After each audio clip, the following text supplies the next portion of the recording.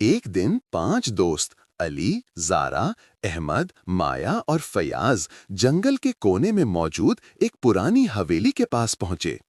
حویلی ٹوٹی پھوٹی تھی، چاروں طرف دھند پھیلی ہوئی تھی اور ماحول بہت خوفناک لگ رہا تھا۔ علی نے ڈرتے ہوئے کہا، یار یہ حویلی واقعی بہت ڈراونی ہے۔ زارا نے مسکرا کر جواب دیا، چلو نا، بس ایک بار اندر دیکھ کر آتے ہیں۔ احمد نے ہنس کر کہا، آج ہمارا ہارر چیلنج ہے، ڈرنا منع ہے۔ دوست جیسے ہی حویلی میں داخل ہوئے، فرش چرچرانے لگا، دیواروں پر جالے تھے اور ٹوٹا ہوا فرنیچر ادھر ادھر بکھرا پڑا تھا۔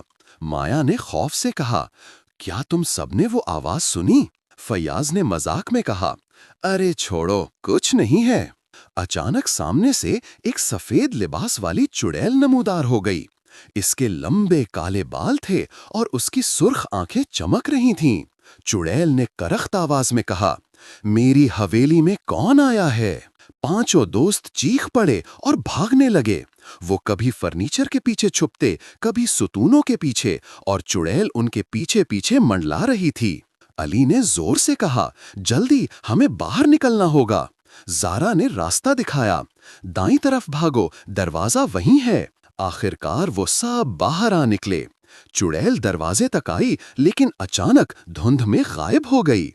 پانچوں دوست ایک دوسرے کو دیکھ کر ہنسنے لگے۔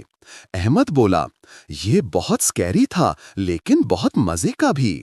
آخر میں ایک نرم آواز کہتی ہے، ہمیشہ ایک ساتھ رہو، چاہے حالات کتنے بھی ڈراونے کیوں نہ